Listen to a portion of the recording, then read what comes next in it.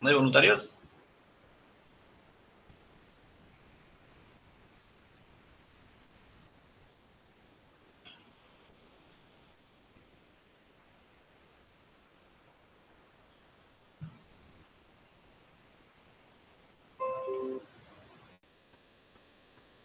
Sí, doctor, yo normal puedo leerlo.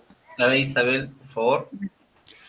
Anticoncepción. Mujer de 30 años, casada, antecedentes familiares, madre con enfermedad de von Willebrand, antecedentes personales, tiene enfermedad de von Willebrand en tipo 1, colon irritable y alergias a sulfamidas. Antecedentes obstétricos, un legrado por aspiración por aborto diferido, cesárea, lactancia materna durante 6 meses. Sus ciclos menstruales son regulares, pero la cantidad y duración del sangrado han aumentado y ya no se controlan con ácido tranexámico y AINES. Y en varias ocasiones han necesitado acudir a urgencias. Solicita anticoncepción que además reduzca el sangrado. Exploración física IMC 24, presión arterial 110/65.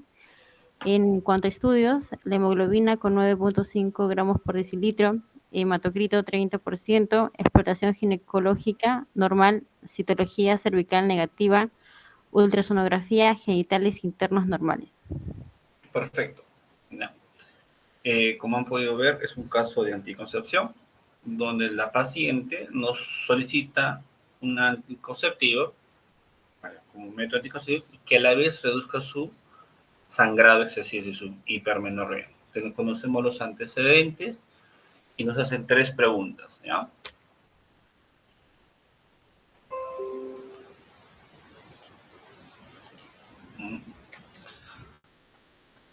¿Ven las preguntas un número uno?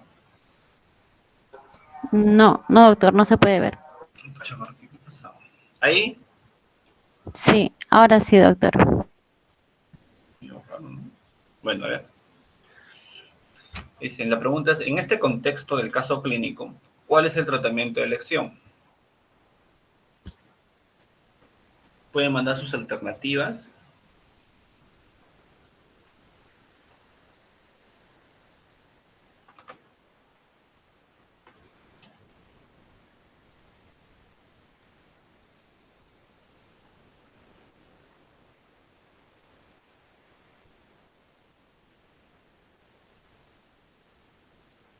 La C, doctor. La C. ¿Quién más? Vamos, chicos. Estoy en la casa. La B. La B. La B. Muy bien. A ver, ¿quién más? Mm,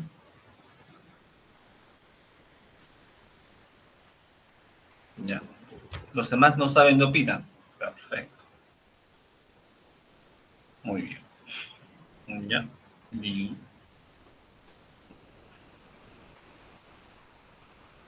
Ok. Muy bien. Bueno, vamos a avanzar con la segunda pregunta.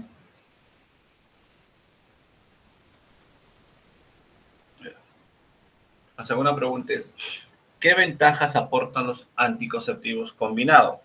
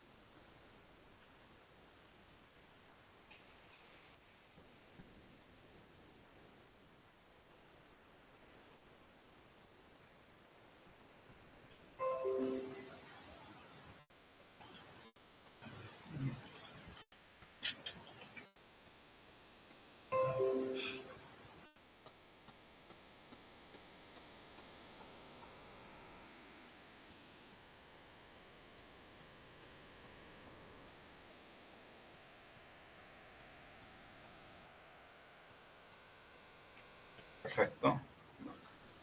El puntero la hace saber, ¿no? Voy a estar intercambiando para poder ver uno de otro. Ya. Entonces, en cuanto a la anticoncepción, el caso clínico planteado, como bien se mencionó, es una mujer de 30 años con antecedentes familiares, madre con enfermedad de von Willebrand, antecedentes personales, enfermedad de von Willebrand tipo 1, colon irritable y alergias. Antecedentes de importancia obstétricos, tiene un legrado por aspiración por aborto diferido, una cesárea y lactancia materna durante 6 meses. Respecto a sus ciclos menstruales, son ciclos regulares, pero la cantidad y duración del sangrado han aumentado, ¿ya? Y ya no se controlan con ácido tranexámico, AINES, y en varias ocasiones han estado a acudir a urgencias. Y solicita a la paciente una anticoncepción que reduzca el sangrado. ¿Ya? Al examen físico tiene un índice de masa corporal de 24, una presión arterial de 110/65, una hemoglobina de 9.5, un hematocrito de 30% y la exploración ginecológica se encuentra normal con citología cervical negativa. A la ecografía transvaginal, los óvulos genitales internos normales. ¿Ya? Lo que tenemos que hacer acá es analizar primeramente, en cuanto a la anticoncepción, qué es lo que nos está pidiendo en las preguntas. Lo que les voy a pedir es que anoten sus resultados y al final, después de las 3 preguntas, vamos a hacer un repaso y volver a analizar las preguntas, ¿ok? Entonces, en este contexto, nos pregunta cuál es la anticoncepción de elección. Y muchos han dado la alternativa del DIU hormonal, anticonceptivos solos, anticonceptivos hormonales combinados, ¿ya? Lo que quiero que es que anoten sus respuestas, ¿ya? En un papelito aparte y vamos a ver al final si han concordado o no sus resultados. Mientras hagamos este análisis, necesito que ustedes me respondan cuál creen que sea la alternativa correcta, ¿ya? Muy bien. La segunda pregunta es, respecto a qué ventajas aportan los anticonceptivos combinados. Los estrógenos elevan los factores de la coagulación y la alcividad plaquetaria. Los estrógenos inducen un descenso de los factores de anticoagulantes naturales. A y B son correctas, o los estrógenos inducen un ascenso de los factores coagulantes naturales. ¿Cuál sería la respuesta? A ver, ¿los escucho?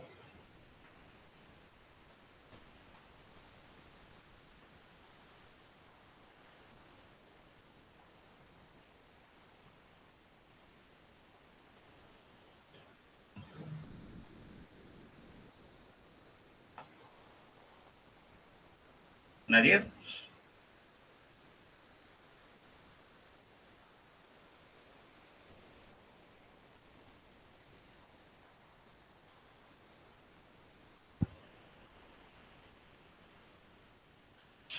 ¿Alguien? ¿Están en lista? ¿Están en la clase?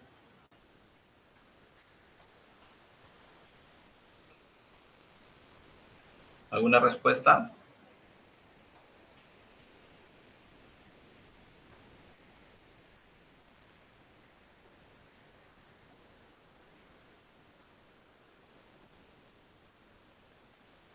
La A, doctor.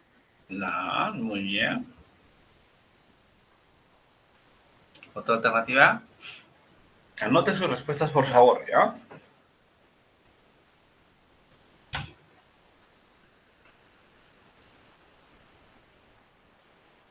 Muy bien.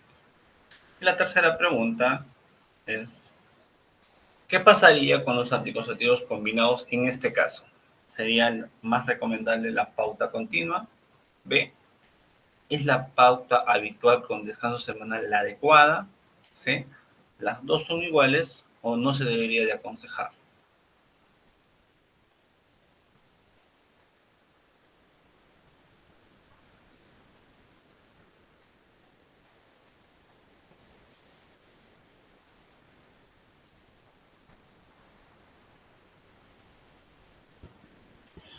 Muy bien.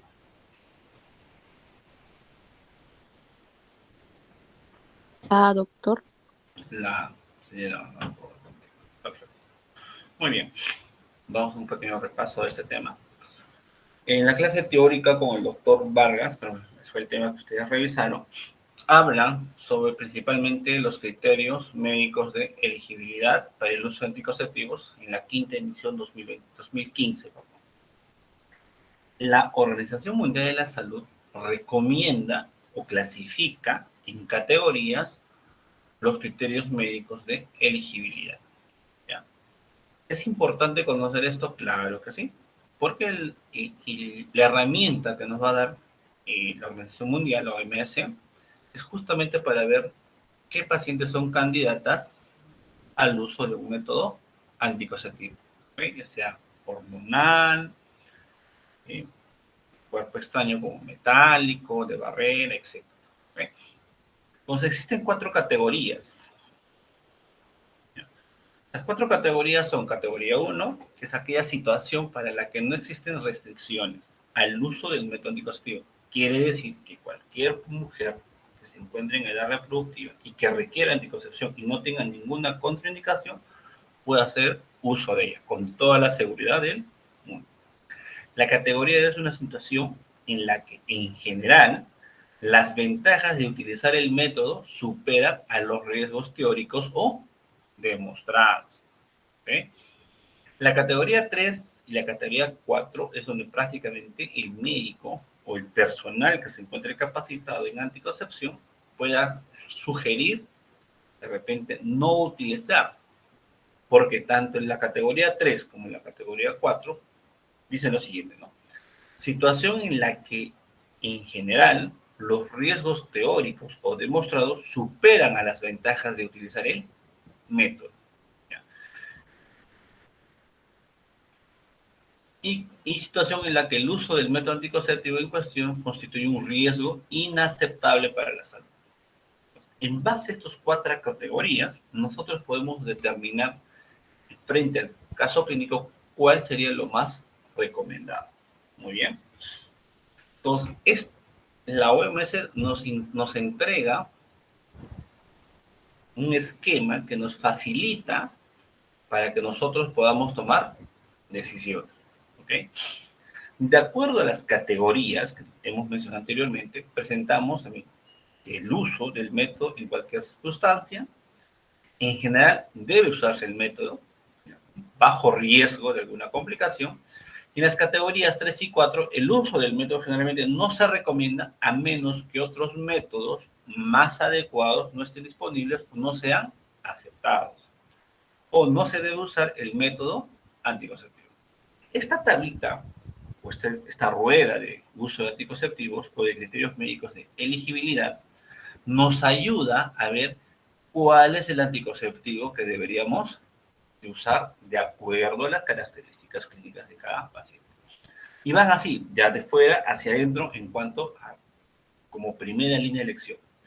Lo primero que se debería de usar en toda paciente es la anticoncepción hormonal combinada, siempre y cuando se cumplan los criterios de elegibilidad. Y dentro de este grupo de anticonceptivos hormonales combinados encontramos las píldoras anticonceptivas, los parches, el anillo, los inyectables, ¿no? Anticonceptivos orales combinados, parches combinados, anillos vaginales combinados y inyectables combinados. En segundo lugar, tenemos los anticonceptivos orales con progestágeno solo, ¿ya? Anticonceptivos orales a base de progestágeno.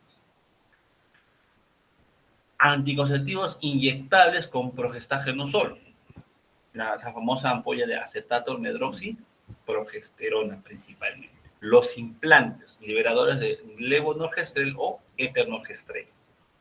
El DIU liberador del levonorgestrel es un método dispositivo intrauterino de tipo hormonal. Y el DIU de cobre, ¿no? Entonces, ¿cómo se utiliza esta tabla? Normalmente esta rueda nos indica cualquier aquella patología o medicamento que puede usar el paciente. Por ejemplo, tenemos sepsis, paciente posparto y lactancia, nuliparidad, adolescentes, menor de 18 años, sangrado vaginal anormal, fibromas uterinos, neoplasia cervical, cáncer cervical, cáncer de mama, enfermedades hepáticas, tromboembolismo venoso, cardiopatías, hipertensión, obesidad, diabetes, tabaquismo, cefalea, el uso de algunos medicamentos, pacientes con VIH e infecciones de transmisión sexual. Entonces, ¿qué quiere decir esta tablita? Esta tablita se analiza de afuera hacia adentro, ¿no? Por ejemplo, tenemos una paciente que presenta en su cuadro clínico un sangrado, ¿sí? Tiene hipermenorrea, sí, bastante sangrado, y mayor duración, más de 7 días. Y la paciente nos consulta, entonces, por lo tanto debo asumir que es un cuadro y un sangrado vaginal anormal, ¿ya? Donde nos pregunta qué es lo que sería más recomendable para esta paciente, ¿ya? Entonces, como ustedes recordarán, el caso clínico menciona una paciente que tiene un sangrado, entre comillas, anormal, ¿ya? Pero que no tiene ningún otro factor que pueda explicar este sangrado, a excepción, de repente, de su trastorno de coagulación. Y nos pregunta cuál sería el método más acorde de acuerdo a esto. Entonces, ponemos como un cuadro de sangrado vaginal, sin una explicación. Mencionamos que las categorías 1 y 2 se puede usar el medicamento con muy bajo riesgo, ¿ya? Entonces, tenemos, si hacemos un análisis, deberíamos haber utilizado como primera línea de ataque o primer tratamiento anticonceptivo un anticonceptivo hormonal combinado, ¿ya? Tal como lo diga la tablita, ¿no? Categoría 2, categoría 2, categoría 3, categoría 3, categoría 4 y categoría 4. En base a eso, nosotros, y también esta guía de criterios de elegibilidad de 2015, recomienda, ¿no? Da sus tópicos de recomendación de acuerdo a la evaluación GRADE de calidad de evidencia. Recomendaciones para el uso de anticonceptivos hormonales combinados por grupo etario. Entre los anticonceptivos hormonales combinados se incluyen anticonceptivos orales combinados, anticonceptivos inyectables combinados, parches combinados y anillo vaginal combinado. Toda mujer menor de 40 años, ya, desde la menarquia hasta los 40 años, pueden usar anticonceptivos orales o anticonceptivos hormonales combinados sin restricción. Es una categoría 1 de los criterios de AMI. Según la evidencia o evaluación GRADE, tiene un bajo o es muy bajo. No hay mucha evidencia que contraindica esto. Por lo tanto, nosotros podemos usarlo. Dicho esto, también tenemos que entender que los estrógenos naturales tienen efectos en la coagulación. Principalmente son procoagulantes, ¿ya? Procoagulantes. Y existen otros medicamentos que simulan el efecto de los estrógenos naturales, ya sea el estradiol bioral o el estradiol transdermal, que también tienen efectos en la coagulación. Los 4 principales efectos que tienen estos estrógenos son: aumentan los niveles circulantes de factor 2, factor 7, factor 9 y factor 10. ¿Ya? Disminuyen los factores anticoagulantes, antitrombina 3, proteína C y proteína S. Aumentan la síntesis de vitamina K e incrementan la fibrinólisis por disminución del factor inhibidor de plasminógeno tipo 1. Por otro lado, tenemos aquellos medicamentos que de forma artificial podemos consumir, o en todo caso la paciente puede consumir. En general, es muy similar a los efectos estrogénicos, que aumentan el peptidotidio de protrombina, disminuyen la actividad de antitrombina, el anticoagulante, aumentan la fibrinólisis, ¿ya? Y a veces no cambia el fibrinógeno, factor 7, factor de von Willebrand, plasminógeno, proteína C y dímero de fibrina. Dicho todo esto, existe, de acuerdo a su clase teórica, de cuál debería ser la posología, si el uso del medicamento. Recuerden ustedes que los métodos anticonceptivos pueden ser de uso diario y depende, es lo ideal, ¿no? Que tengan sus esquemas de 28 días. Y en ese grupo tenemos los anticonceptivos orales combinados, anticonceptivos asociados a ácido fólico, a hierro, solo progestágenos y la píldora de emergencia. La posología de cualquiera de estos anticonceptivos orales combinados asociados a ácido fólico, hierro, o solamente progestágenos, su posología debería ser diaria. ¿Okay? Dicho esto, entonces, Nos pide en este contexto de la paciente, de acuerdo a las características clínicas, ¿cuál es el tratamiento más adecuado? Es anticonceptivos hormonales combinados, ya sea en su pastillas anticonceptivas, ampollas, eh, ampollas combinadas, etcétera, parches, panillos vaginales, ¿no? Pero es anticonceptivos hormonales combinados. ¿Bien? ¿Todo claro hasta ahí?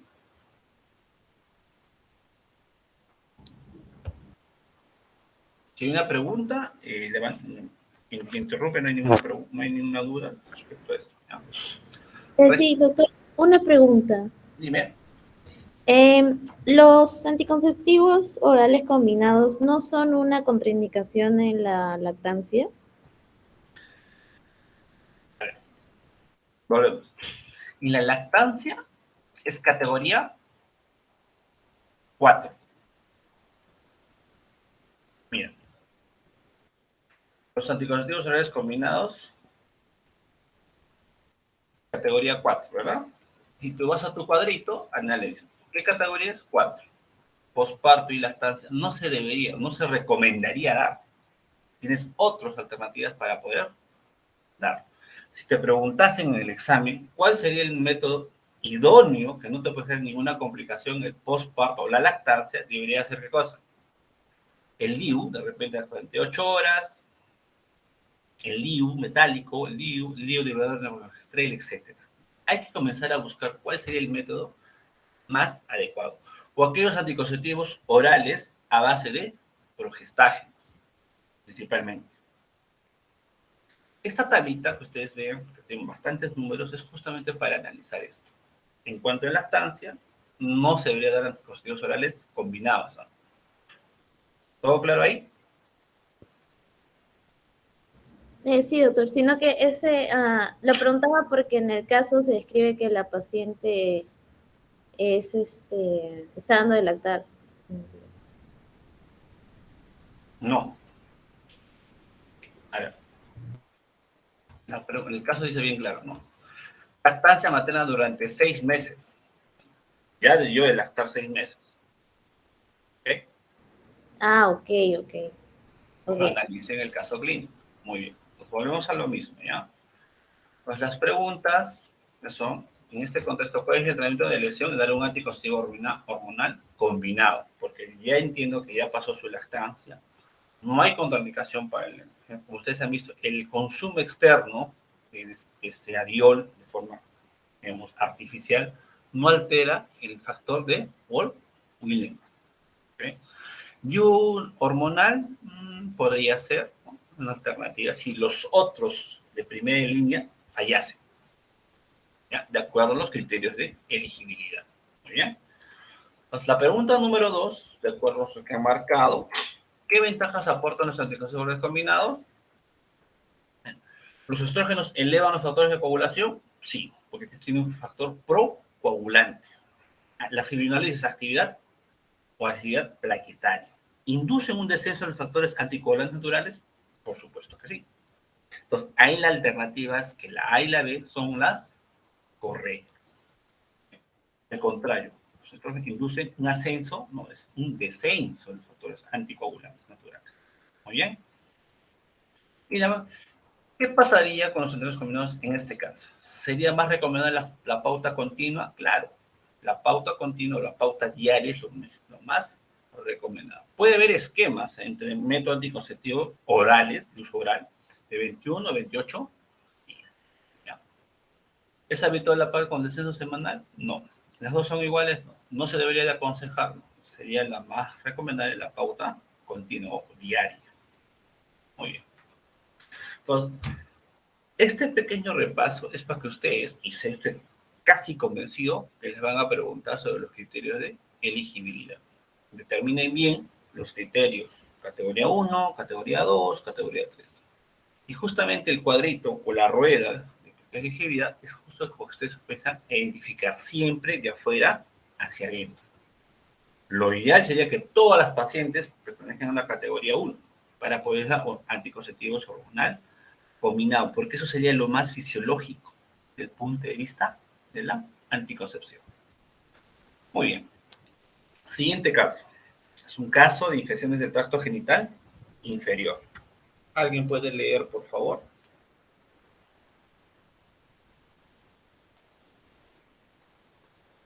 ¿Algún voluntario?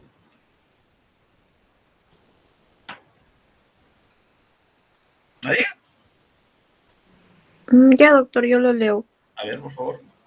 Paciente de 28 años con obesidad grado 1 y antecedente de múltiples cuadros diagnosticados y tratados como candidiasis en los últimos 3 años. Acude a consulta externa por presentar prurito vulvar de 4 meses de evolución. Refiere leucorrea blanca, espesa, con ardor y comezón vulvar. La última menstruación abundante inició hace 10 días, duró 5 días y después de la menstruación se exacerbaron los síntomas antes referidos. Exploración física, presión arterial 90/60, pulso 90 latidos por minuto, frecuencia respiratoria 26, temperatura 36.3 grados. La exploración de la vagina muestra una leucorrea espesa en grumos que se adhiere a las paredes vaginales y provoca irritación de la mucosa vaginal. Muy bien. Entonces, dentro de las infecciones del tracto genital inferior existen muchas patologías, ¿no? 3 son las más importantes.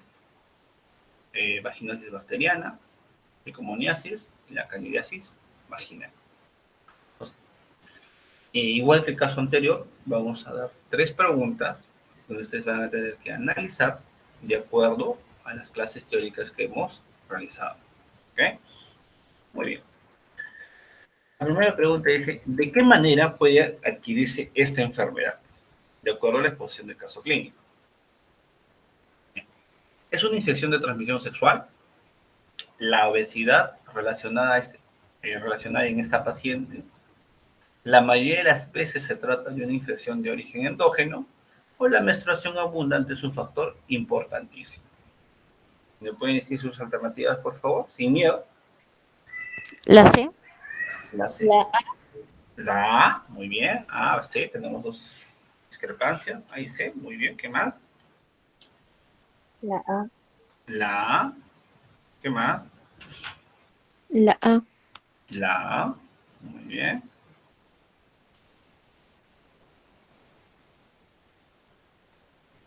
¿No hay más? ¿Solo hay 3 alumnos? Perfecto. Muy bien. La A, doctor. Claro, muy bien. Segunda pregunta, ¿no? ¿Qué explica el cuadro crónico de esta paciente? A. La posibilidad de que padezca diabetes mellitus. B. El agente causal sea Candida tropicalis, no Candida albicans. C. La obesidad concurrente. Y D. Los 4 meses de evolución antes de solicitar ayuda médica.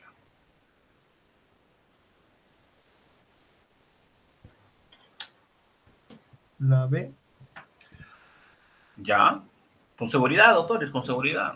De nada sabe, nada. La B. Bien, ¿qué más?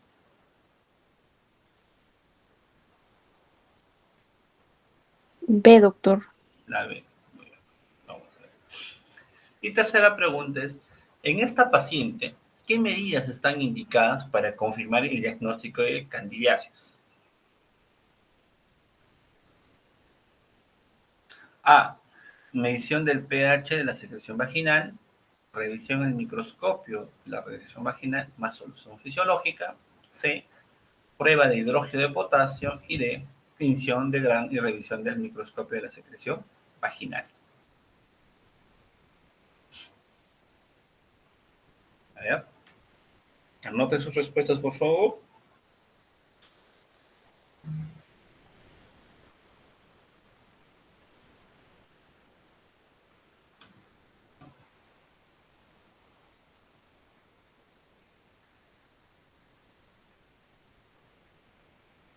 ¿Cuál es?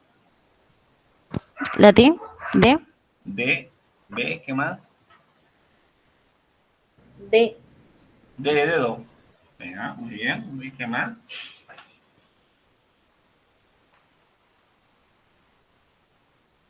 A ver, hacemos un análisis del caso del tema. Como ustedes recordarán de la clase teórica, las infecciones en el tracto genital inferior pueden ser de 2 orígenes, endógenas y exógenas. Y las exógenas son principalmente ITS, y las endógenas principalmente son la candidiasis vulvovaginal, la vaginosis bacteriana representados por su complejo GAM, que es Gardnerella vaginalis, Anaerobius, Mobiluncus y Mycoplasma. Y las vaginitis por Streptococcus del grupo B o Agalactiae. En cuanto a las infecciones exógenas, tenemos la tricomoniasis, la clamidiasis, el linfogranuloma venéreo, el gonococo, el granuloma inguinal, el sífilis, la sífilis, el chancro blando y las infecciones virales como el herpes, el papilomavirus humano, el molusco contagioso, etc. Dentro de todo esto, nosotros tenemos que recordar en la clase teórica que había un manejo del flujo. Un momento. Vaginal. ¿Aló? ¿Qué pasó? Ya. Manejo del flujo vaginal. Apague su micrófono, por favor. Y el manejo del flujo vaginal requiere dos partes importantes. Uno, la historia clínica, sea detallado el momento de intervención a una paciente y los datos clínicos que nos puede brindar esta, de la evaluación colpositológica del tracto genital inferior, de la evaluación de las características del flujo vaginal, ¿ya? De la medición del pH vaginal, del test de aminas con KOH al 10% y más importante siempre, ¿no? La evaluación colpositológica, que es el examen microscópico con suero fisiológico al 0,9%. En cuanto al flujo vaginal de la mujer, a la leucorrea fisiológica, se dice que es normal cuando hay una abundante presencia de lactobacilos y el pH es ácido. Y anormal cuando hay baja presencia de lactobacilos y el pH es alcalino. Respecto al caso clínico, estamos frente a una candidiasis vulvovaginal, donde debe la presencia de flujo blanco grumoso, intenso prurito vulvovaginal, eritema y edema vulvar. Y en algunos casos, cuando es muy exacerbado el cuadro clínico, puede haber ulceraciones. Pregunta, ¿no? ¿Qué favorece la proliferación de la candidiasis vulvovaginal o qué sería lo que genera esto para que sea persistente o recurrente? Aumento de estrógenos, porque el aumento de estrógenos recordarán que aumenta la absorción de glucógeno a nivel de las células vaginales. Por lo tanto, aumenta la proliferación del hongo. Por otro lado, debe haber una disminución de la inmunidad. Debe haber una disbiosis vaginal y que el pH vaginal esté por debajo de 4.5. Los dos gérmenes comúnmente encontrados son, hasta un 80% de los casos, Candida albicans. Y en un 20% de los casos, Candida no albicans. Y de acuerdo a su frecuencia pueden ser tropicalis, subtropicalis, glabrata y brucei. En ese orden, ¿no? Tropicalis, subtropicalis, glabrata y brucei. Lo más severo para manejar a un ginecólogo en cuanto a una candidiasis es la candidiasis brucei o glabrata. Muy bien. Entonces, este cuadrito de resumen, que lo tienen en la clase teórica, les voy a dar bastante. ¿En qué sentido? En que de este cuadro pueden salir muchas preguntas. ¿Ya? Como les mencioné, existen 3 patologías importantes en las infecciones del tracto genital inferior, que son la cándida, que obviamente es la más sintomática, ¿ya? La tricomoniasis, que es la más severa, ¿ya? Su característica principal, y la Gardnerella, que es la más frecuente. Existen factores de riesgo para estos 3 cuadros clínicos, que son, en la cándida, gestación, por varias razones. Principalmente, 1, porque altera el pH vaginal, la vuelve un poquito más alcalina. 2, para concebir un embarazo tiene que tener un cuadro de inmunocompetencia. ¿Ya? La diabetes mellitus más que conocida, pacientes con VIH y el uso de antibiótico-terapia de amplio espectro. En cuanto a la tricomoniasis, el principal factor de riesgo es la promiscuidad, por lo tanto se considera una ITS. Y la Gardnerella puede estar presente tanto en la gestación, pero principalmente asociada al uso de DIU en los primeros 3 meses de la colocación. El síntoma más característico de cada una de ellas es, en cuanto a la cándida, el prurito. tiene un prurito que no calma, ¿no? Puede ser vaginal, vulvar, e incluso que puede llegar hasta formar edema o ulceraciones de acuerdo al rascado. La tricomona se caracteriza por una leucorrea, ¿ya? Una leucorrea, ¿ya? Que es verde amarillenta y de tipo espumosa, como la cerveza, ¿no? Como en la imagen. Y en cuanto a la Gardnerella, que su principal síntoma que es asintomático. Simplemente viene un chequeo ginecológico, un control obstétrico y encontramos un flujo blanco grisáceo o grisáceo amarillento de aspecto homogéneo y con mal olor. ¿Okay?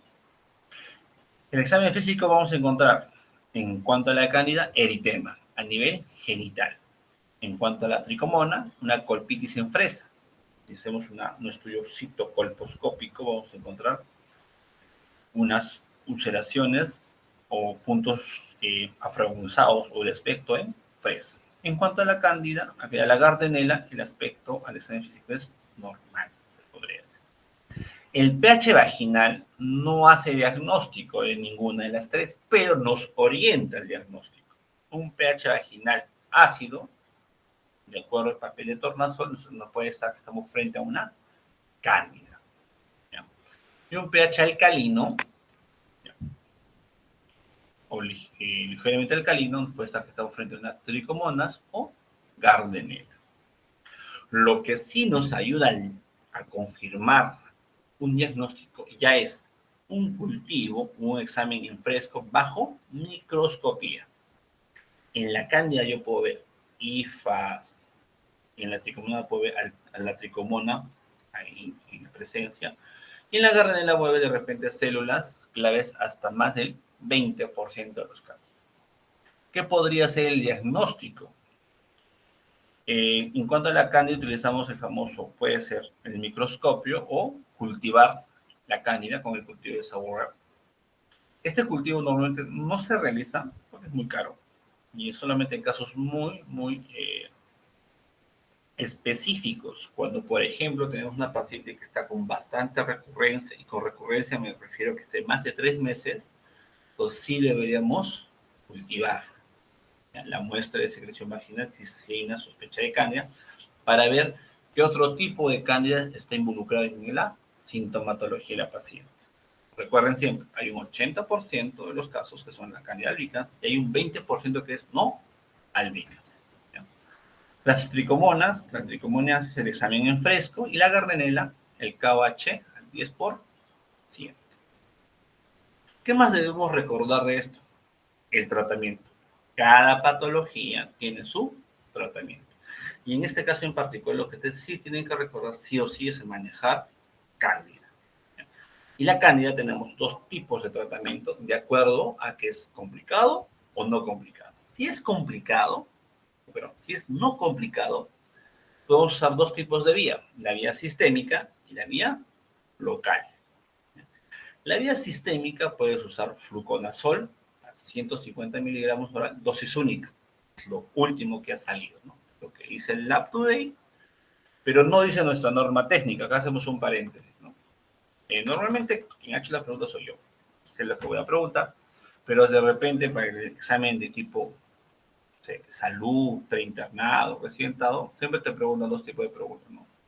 Lo que dice la evidencia y lo que dice nuestra norma técnica. Y todavía en nuestra norma técnica utilizamos metronidazol 2 gramos oral, dosis única. Si en caso hay una pregunta así, pone metronidazol. Según nuestra norma técnica del Perú.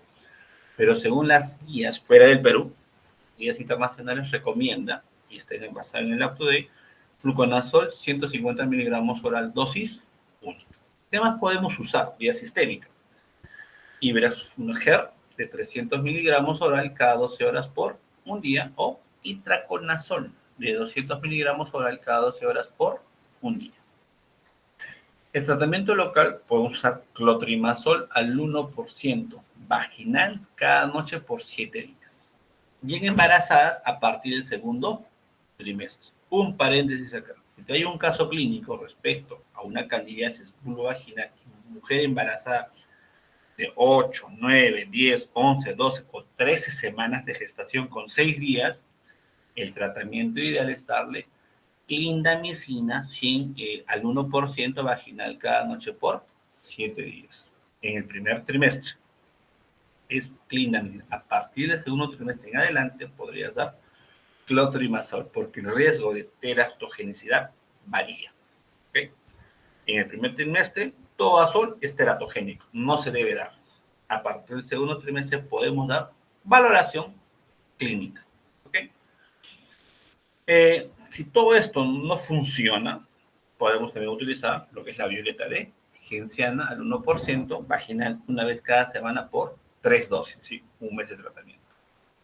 En cuanto a la cándida glabrata, es como ácido bórico vaginal, 600 miligramos diarios durante 14 días. Y si es Cruzei, puede usar tanto clotrimazol o miconazol vaginal durante 7 a 14 días.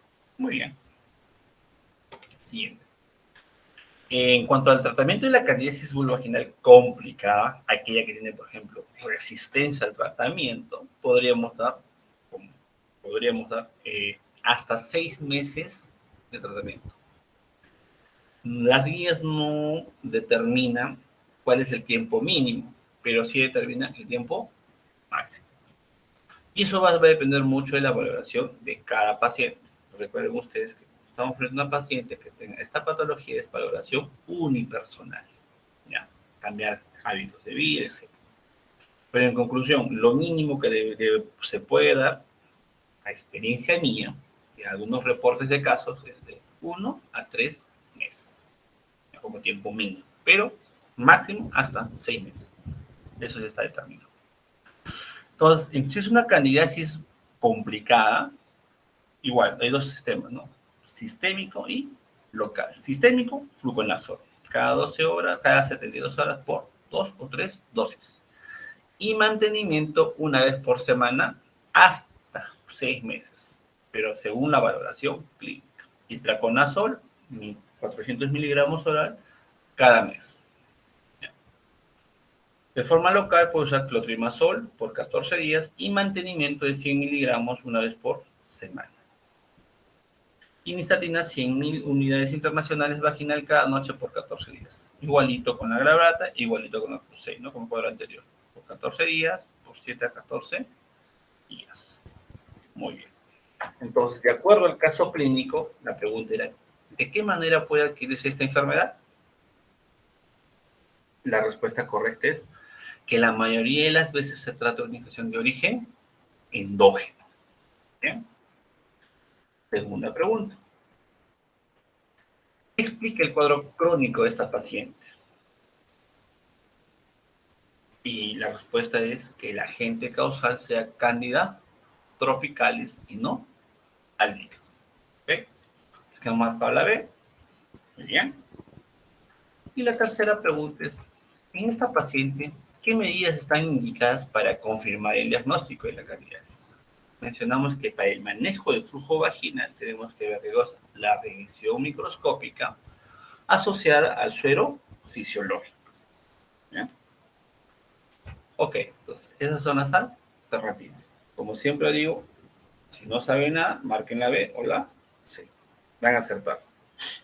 Muy bien. Siguiente.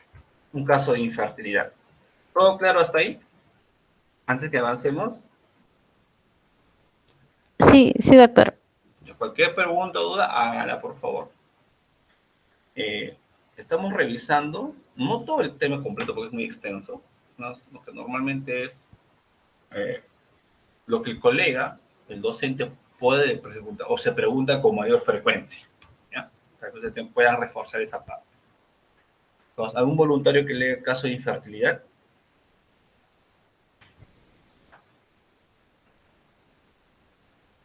Doctor, disculpe, yo quería hacerle una pregunta antes de pasar al tema de Dime. infertilidad. Dijo que, bueno, en la vía sistémica era fluconazol el primero, pero en las guías, ¿cuál era el que estaba? Lo había mencionado. No, en la norma técnica del Perú está el metronidazol. En las guías internacionales está fluconazol como dosis única. ¿Ya? Ah, ya, gracias, doctor. Perfecto. Muy bien. ¿Algún voluntario? A ver, la última que preguntar, ¿cuál es el caso clínico? Doctora. Ya, doctor, sí. Infertilidad. Paciente de 25 años de edad que acude a la consulta externa de ginecología por deseo de embarazo. 7 meses antes suspendió anticoncepción y no se ha embarazado. Niega enfermedades, cirugías y antecedentes heredofamiliares de importancia. Cónyuge de 26 años sin enfermedades ni antecedentes relevantes. La pareja desea saber si padece infertilidad. En la exploración física, la presión arterial es de 100 sobre 60, el pulso es de 90, frecuencia respiratoria 26, la temperatura es de 36, peso 61 y la talla es de 1,72. Ya. Muy bien. Tú, en cuanto a casos clínicos o preguntas de infertilidad, muchos de los datos que nos dan en el enunciado hay que analizarlos, ¿no? Como ustedes recordarán, la clase teórica involucra que uno analice cada cuadro clínico de acuerdo a la perspectiva de la pareja de estudio en cuestión. ¿Ya? Pues acá surgen las preguntas, ¿no? Primera pregunta es, ¿qué comentarios deben hacerse a la paciente? A. ¿Es posible la infecundidad o infertilidad? Porque el 95% de las parejas conciben los primeros 3 meses tras intentar embarazarse. B. ¿Es posible la infecundidad porque el 80% de las parejas se embaraza en los 6 primeros meses? C. Las parejas jóvenes que no tienen antecedentes reproductivos de importancia muestran una tasa de embarazo del 85 al 90% durante el primer año, por lo que es recomendable esperar al menos un año antes de iniciar el estudio. Es necesario empezar la valoración de la pareja para definir posible infecundidad. ¿Cuál creen ustedes que, según el caso clínico, infertilidad sería nuestra o nuestro comentario? Les escucho. La C. La C. Ya. ¿Qué más? ¿Todos están de acuerdo que sea la C?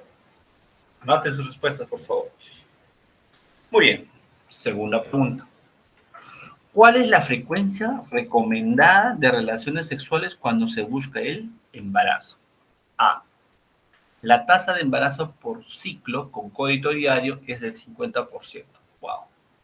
El estrés relacionado con concebir puede reducir el deseo sexual y la frecuencia de las relaciones, lo cual empeora cuando se asignan días. En consecuencia, solo debe recomendarse incrementar la frecuencia de las relaciones. C. Se deben establecer días para tener relaciones. Y D.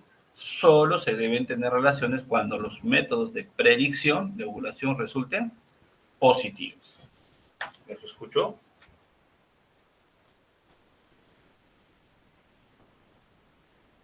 La B. ¿Me ve? ¿Está preguntando? Ya. ¿Qué más? ¿Más? La D. La D. Ya. Muy bien. ¿No hay más? No creo que venga esta pregunta, pero yo le he visto esta pregunta. A ver. Tercera pregunta. ¿Cuál de las siguientes aseveraciones es la más recomendable para vigilar la ovulación? A. El método más confiable consiste en vigilar los cambios del moco cervical, la libido y las alteraciones del estado de ánimo. B. La temperatura corporal basal es de 36,1 y 36,6 centígrados Celsius en fase folicular y se eleva a 0,4 a 0,8 centígrados grados en la fase lútea en cualquier momento del día. C.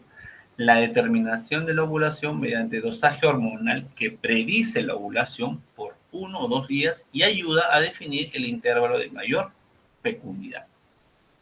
Y D. La biopsia de endometrio puede demostrar el desarrollo del endometrio secretor, que resulta de la acción de la progesterona y consecuente ovulación, por lo que se considera el método más confiable. ¿Se escuchó? La C. Ya. ¿Más? La C. La C. Ya sé. ¿Qué más? ¿Qué más? Ya. Solo tenemos 3 alumnos. Y pregunta número 4 es, ¿cuáles de los siguientes estilos de vida afecta la fecundidad? La ingestión de 5 tazas de café o 500 miligramos se relaciona con disminución de la fecundidad. B. Los lubricantes empleados durante el coito alteran los parámetros espermáticos, por lo que decrece la fecundidad. C.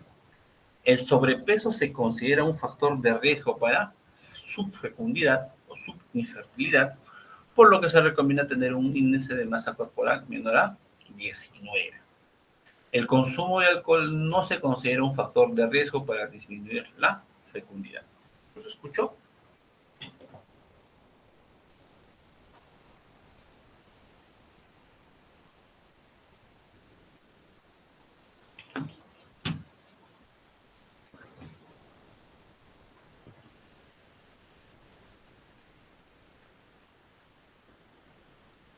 No sabe, no opina. Genial.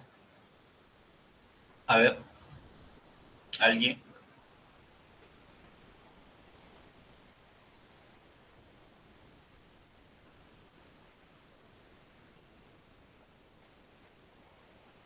Muy bien. Blanco. Entonces, cuando nosotros hablamos de fertilidad, y esto es de su clase teórica, menciona, ¿no? La fertilidad, digamos, la dificultad o la infertilidad se define como aquella donde la paciente o la pareja en cuestión no puede conseguir un embarazo luego de un año, en términos generales. ¿Okay? En cuanto a la fertilidad humana, el riesgo de embarazo por ciclo ovulatorio es del 20% por mes. Otra pregunta es, ¿cuánto es el tiempo requerido para la concepción?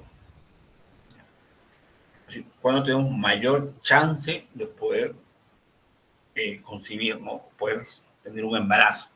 A los 3 meses es el 57%, a los 6 meses del 72%, a los 12 meses de un 80% y a los 2 años de un 90%.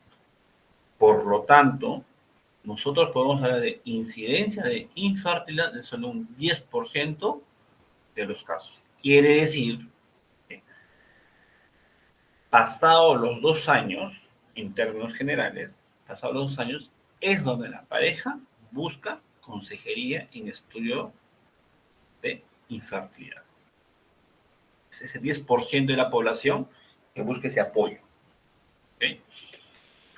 Ahora, respecto a la edad, ¿no? Factores que afectan la fertilidad. Como ustedes recuerdan, en el caso clínico de una paciente o una pareja joven, ¿ya? Entonces, ¿cuál es la relación entre la edad y la infertilidad? Se dice que de 20 a 30 años existe un 7% de infertilidad. Entre los 30 y 34 años, un 15% de infertilidad. Y entre los 35 a 39 años, un 30% de infertilidad. Más de 40 años, más de 50% de infertilidad. Por lo tanto, estamos que a mayor edad, mayor grado de infertilidad. Eso quiere decir, ¿y esto a qué se debe, no?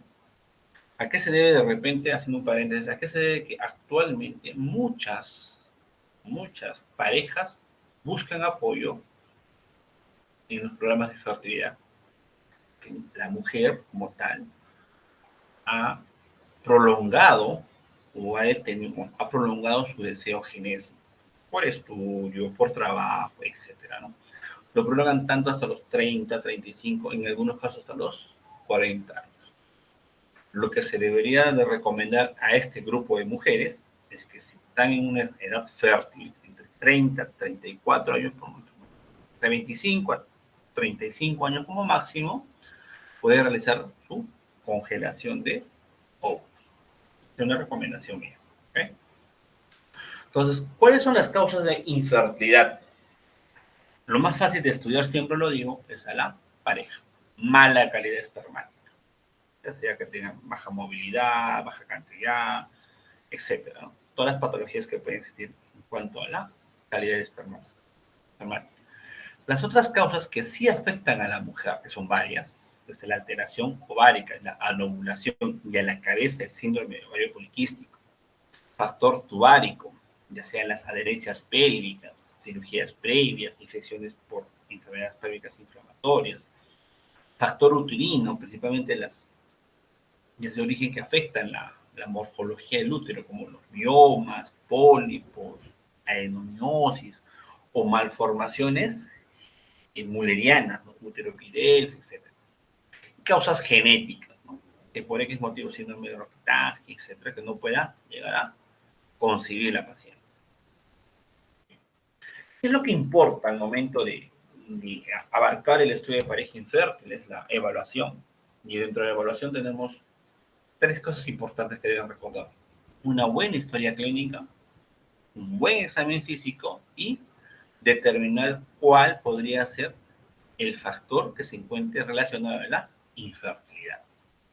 Puede ser cervical, debe tener una cervicitis crónica, un cáncer de cuello uterino, una lesión precancerosa, etc. Un factor uterino, cualquiera de las mencionadas, ¿ya? Factor tuárico, ovárico, factor hormonal, factor peritoneal o un factor masculino.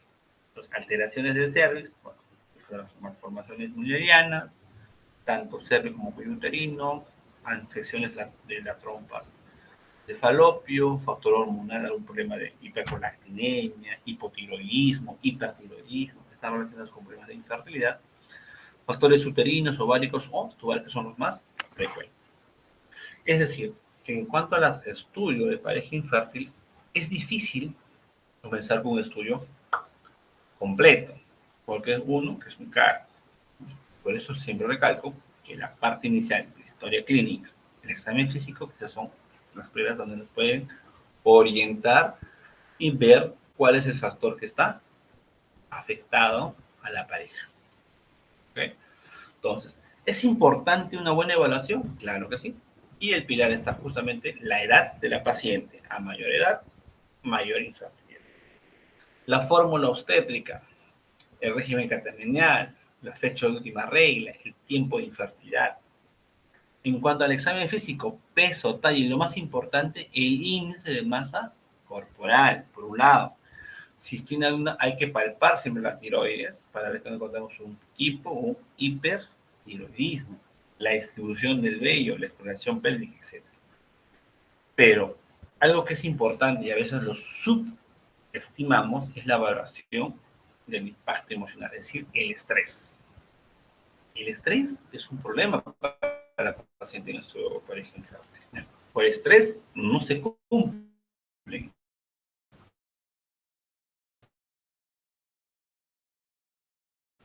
Entonces, y otra parte importante es el estudio hormonal. Nosotros normalmente, los ginecólogos que hacen baja o alta complejidad, en mi caso yo hago baja complejidad, siempre dosamos, ¿no? FSH, LH, estradiol, perfil tiroideo, prolactina y hormona antimilleriana. Y eso también depende mucho del tipo de paciente que tengamos. Si es un paciente joven o es un paciente que está ya entrando a los 35 o 40 años. Este dosaje hormonal debería realizarse en el tercer día de la menstruación, ¿ya? Idealmente. Del tercero al quinto día, como máximo.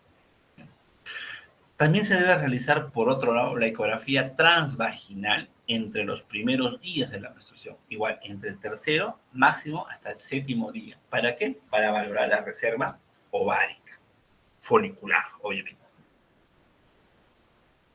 Podríamos hacer en el primer mes de estudio de pareja infértil una histerosalpingografía, ¿ya? Para poder valorar si hay de repente obstrucción tubárica, si hay síndrome adherencial, etcétera, ¿no? Dependiendo. La ovulación y el día 21 dosar la progesterona. ¿Por qué? Porque si una progesterona que está de acuerdo en valores normales, quiere decir que la paciente ha ovulado. En conclusión, cuando una paciente en un programa de estudio de pareja infértil, el primer mes es un mes de estudio. Buscar todas las causas que puedan generar esta infertilidad. ¿Ya? Muy bien. Y por otro lado, nosotros tenemos que dosar hormonas en el ciclo menstrual. Como ustedes recordarán en su clase teórica, pues hay estrógeno, progestágeno, hormona folículo estimulante que actúa en los primeros días para el reclutamiento folicular, crecimiento del folículo, etcétera, hasta su pico de la ovulación. Y la hormona que es más importante en todo esto es la hormona luteinizante, que se incrementa entre 12 a 24 horas antes de la ovulación con su pico máximo. Tiene que haber un pico de estrógeno, primeramente tiene un pico de FSH, un pico de estrógenos y hay un pico de LH para la ovulación, que dura entre promedio entre 24 a 48 horas, de acuerdo a qué tipo de literatura estemos revisando. Pero en términos generales es 24 horas. Entonces, de acuerdo a la pregunta y el análisis del caso clínico, nos dice, ¿no? Pero un poquito. Nos habla de una paciente de 25 años que no tiene que tiene un deseo genésico, que hace 7 meses suspendió el anticonceptivo y no se ha embarazado. No tiene ninguna enfermedad, cirugía o antecedentes heredofamiliares importantes. Tiene un cónyuge de 26 años sin enfermedad, sin antecedentes relevantes, y ambos padecen de infertilidad, ¿no? De repente un poquito bajo la paciente, y no, si sacamos un índice de masa corporal debe estar por menos de 24. La primera pregunta es, ¿qué recomendaría, qué modelos deben hacerse a la paciente, ¿no? Lo que se debe hacer a una paciente es que no tiene antecedentes reproductivos de importancia, y las parejas jóvenes que no tienen antecedentes reproductivos de importancia muestran una tasa de embarazo al año o hasta 2 años, hasta un 90% durante el primer año. Por lo que es recomendable esperar al menos un año antes de iniciar un estudio. ¿Ya? Muy bien, la alternativa correcta es la C. No, por otro lado. Segunda pregunta. ¿Cuál es la frecuencia recomendada en relaciones sexuales cuando se busca el embarazo? ¿Ya? La tasa de embarazo por ciclo de coito diario es del 50%, falso, es del 20%. Lo cual es bien raro, ¿no? Que tengan relaciones todos los días, pero puede. El estrés, el factor emocional, el estrés está relacionado con concebir puede reducir el deseo sexual y la frecuencia de las relaciones, lo cual empeora cuando se asignan días. En consecuencia, solo debe recomendarse incrementar la frecuencia de las relaciones sexuales. ¿Se debe establecer días para tener relaciones sexuales? De poder, podemos sugerir, pero no establecer. ¿Solo se debe tener relaciones sexuales cuando los métodos de predicción de ovulación resulten positivos? Eso sería lo ideal, ¿no? Pero no solo así. Nosotros estamos en una estimulación ovárica, entonces podemos sugerir que tengan esos días, ¿no? Sí, se puede sugerir. Pero acá la respuesta correcta es que el estrés relacionado con conseguir puede reducir el deseo sexual. ¿Okay? Pregunta número 3, perdón. ¿Cuál de las siguientes aseveraciones es la más recomendable para vigilar la ovulación? El método más confiable consiste en vigilar los cambios del moco cervical, la libido y las alteraciones del estado de ánimo. Es una forma, pero no es el más confiable, ¿ya? La temperatura corporal basal es de 36 en la fase folicular y se eleva casi 1 centígrado en la fase lútea en cualquier momento del día.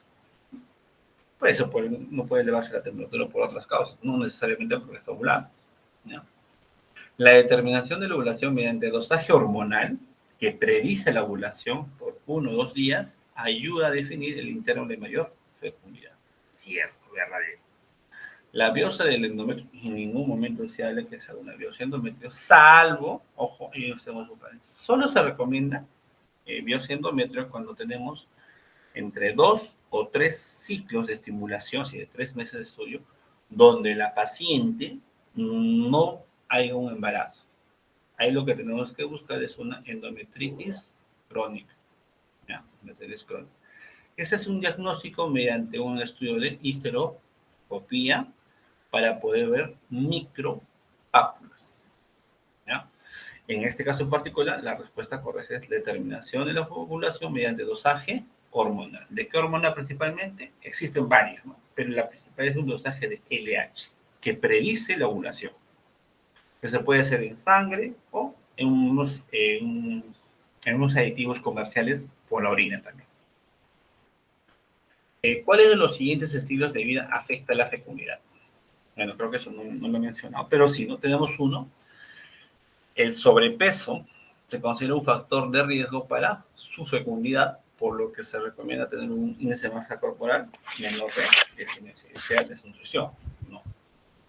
El consumo de alcohol no se considera un factor de riesgo para la disminución. Falso, se considera un factor de riesgo. ¿Los lubricantes empleados durante el coito alteran los parámetros espermáticos? Sí, por lo cual decrece la fecundidad. ¿La ingesta de 5 tazas de café se relaciona con disminución de la fecundidad? Sí. ¿Cuáles de los siguientes estilos de vida afecta la fecundidad? La ingesta de café. La ingesta de café. Muy bien. Muy bien, chicos. Esto sería respecto, digamos, a las preguntas que les podrían realizar los colegas en cuanto al examen, o lo que se puede presentar en un examen el día sábado, ¿no? ¿Alguna pregunta o duda que ustedes tengan? ¿Todo Doctor, claro? una consulta. Ya, la consulta 150, la pregunta es gratis. Una pregunta. Usted en la pregunta anterior dijo que los lubricantes sí afectaban a los parámetros espermáticos. No, no afectan los lubricantes, perdón. Los espermicidas afectan a... Ah, ya. Una cosa son los espermicidas, que es un método anticonceptivo, y otros son los lubricantes empleados. Ya, hay una corrección. Gracias, Ya, doctor. perfecto. Todo claro, ¿no? Para terminar, ya, los casos clínicos que he sacado, que he revisado, es justamente de acuerdo a sus clases teóricas. Con la mayoría de ustedes me han dicho, doctor, muchos de los docentes preguntan en la clase teórica. ¿Sí? Me da el trabajo de revisar que voy a las clases teóricas y ver, de acuerdo a cada docente que yo conozco, qué es lo que podría preguntar. Eso no amerita de que solamente les va a preguntar eso, ¿no? Pero cómo podría enfocar el colega el caso clínico o las preguntas que les pueda realizar. Muy bien, chicos, espero que les haya sido de ayuda. Cualquier duda que tengan, me la hacen saber, por favor. Pero eso sería todo por el momento. Gracias, doctor. Ok, cuídense.